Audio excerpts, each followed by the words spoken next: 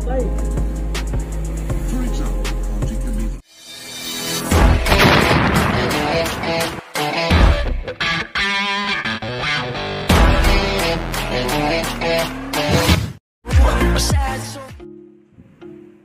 What's up mga kamix? Welcome back to my channel.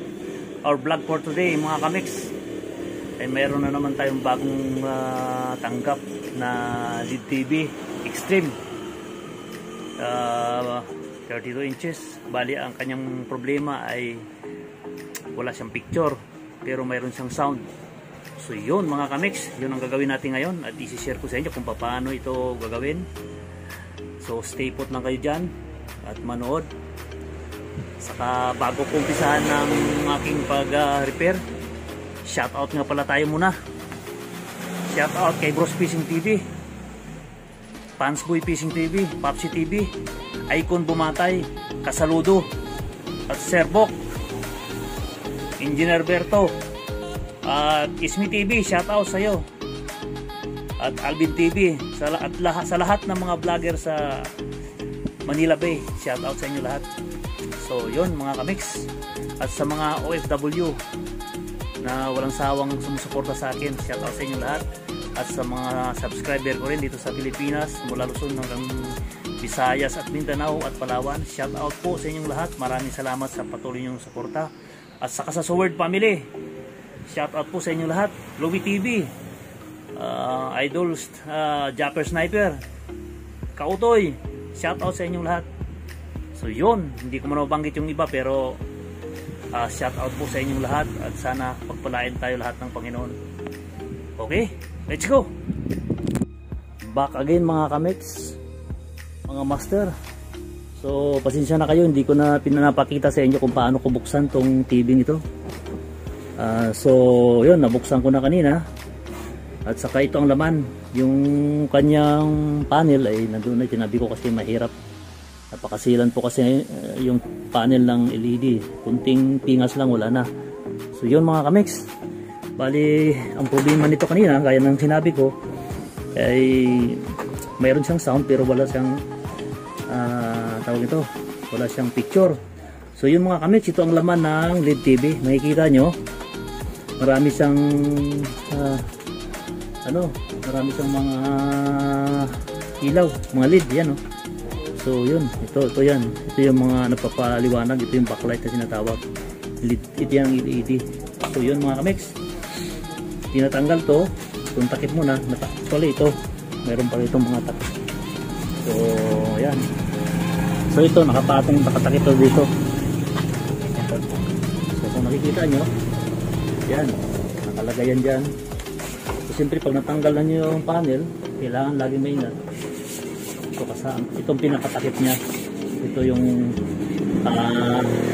pumupuno ng liwanag para doon sa kanyang panel.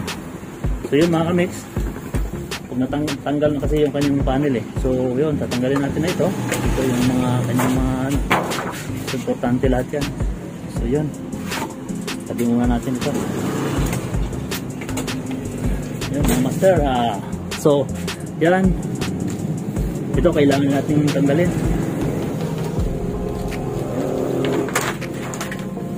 Tanggalin mo na ito, dahan-dahan lang kasi nakakumapunit. So yun mga master, yun, tatabi mo natin yan. Saka yun na yung backlight. So yun, kung makikita nyo, makapansin nyo yan. So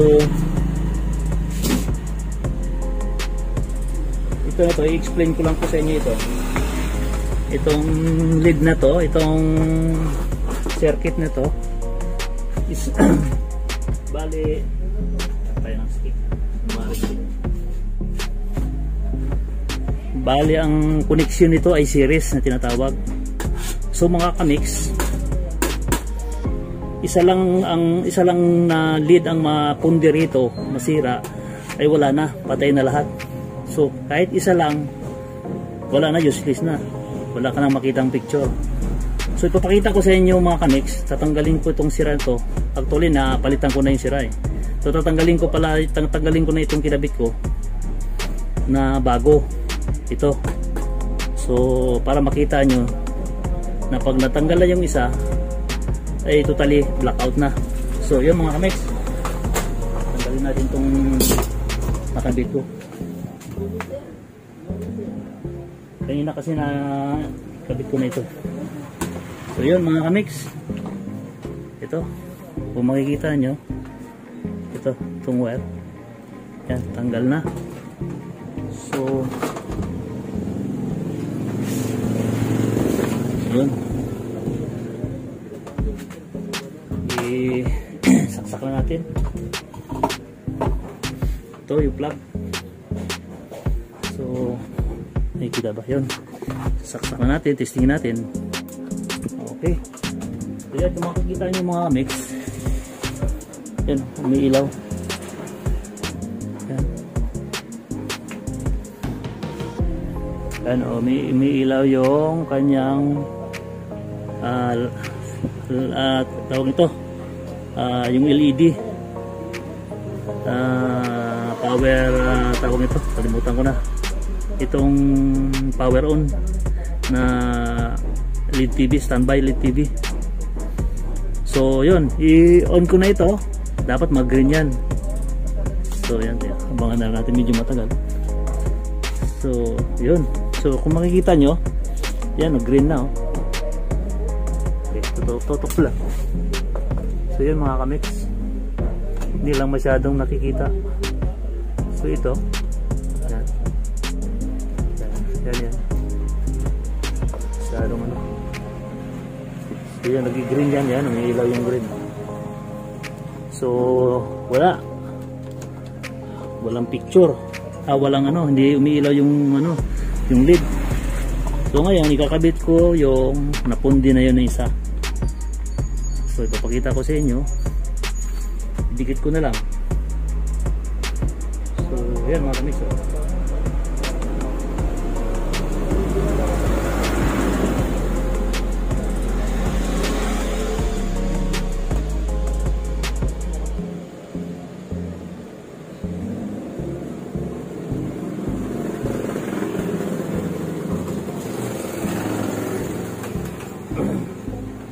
kakabit ko na mga kamix.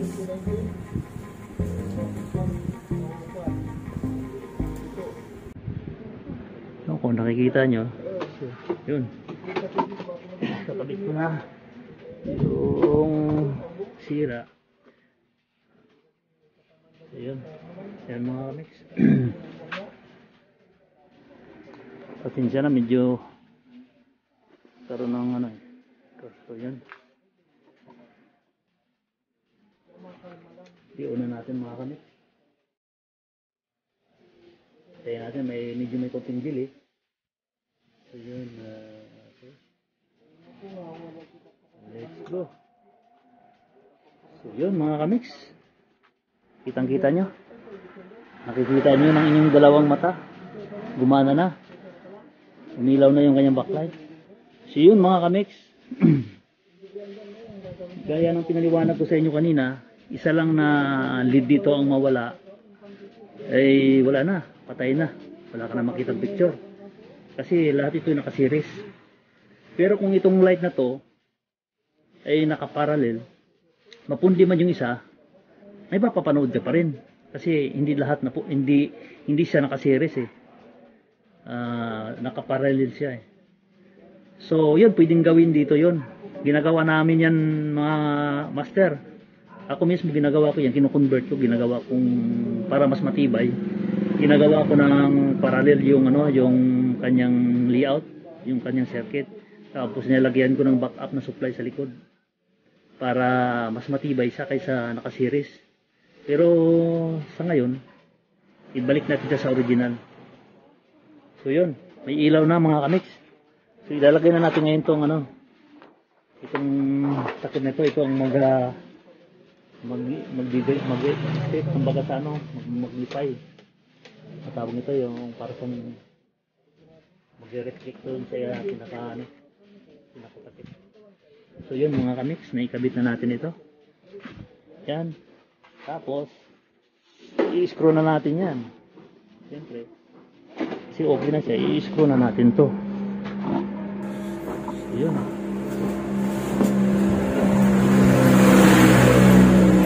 Kailangan mga kabis, mga master, kailangan yung mga screw nyo ilagay nyo sa magnet para hindi magkanda wala. Ayun. Nalagyan na natin ang mga screw yan. May takip na yan kasi ito eh.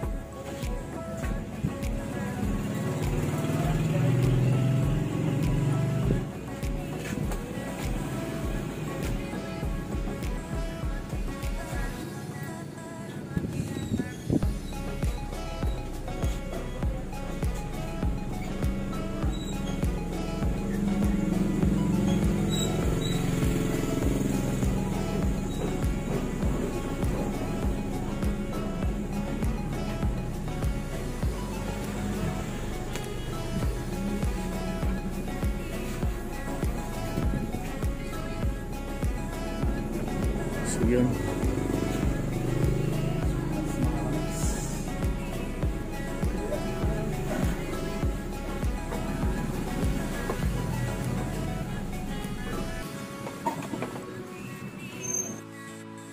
back again mga kamix. Yung mga customer kasi mga kamix kaya nahinto-hinto yung ano ko, yung gawa. So yun, tapos ko na isalpak. So kakabit na naman natin ang takip nito. Ganun pa rin ang sistema. Kailangan maingat. So yun mga kamix. So, kabit na natin to ang kanyang frame.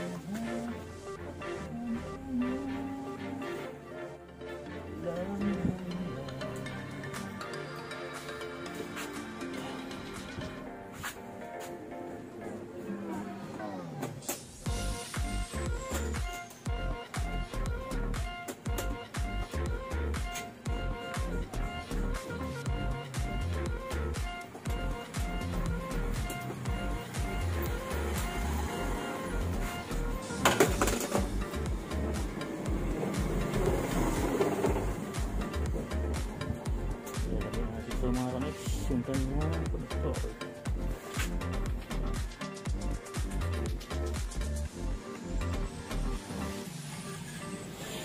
Yun. Lagyan natin.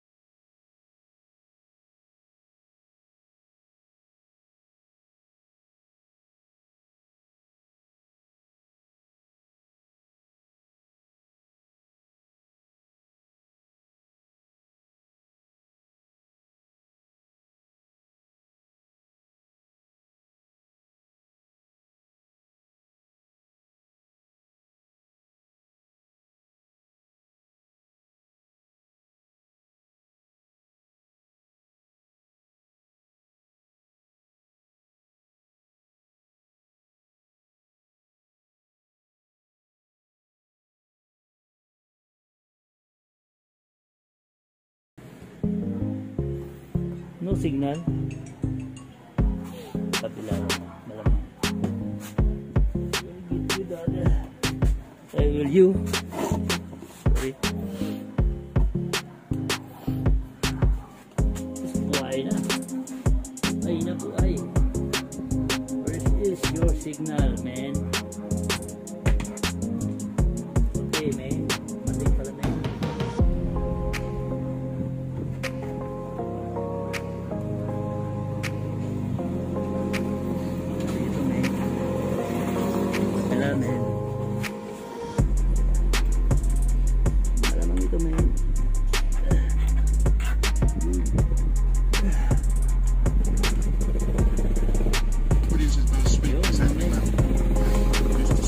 So,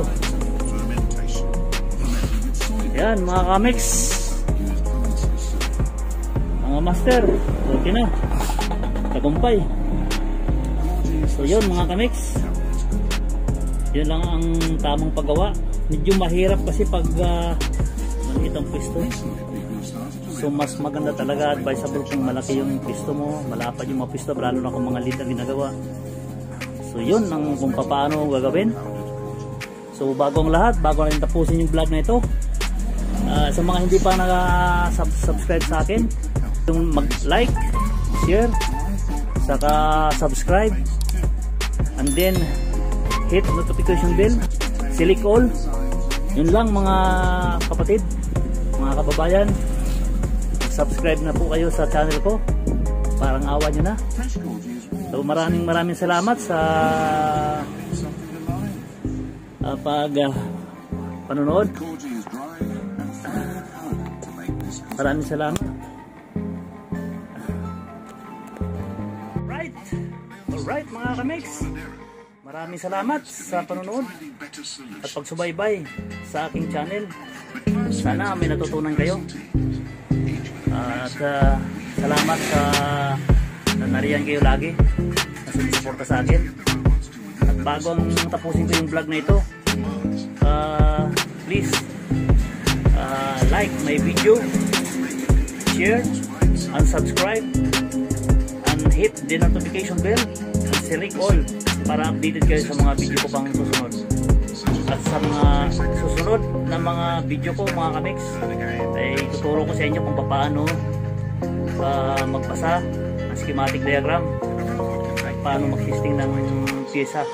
So yun mga kamix, abangan nyo, and God bless you. Thank you for watching.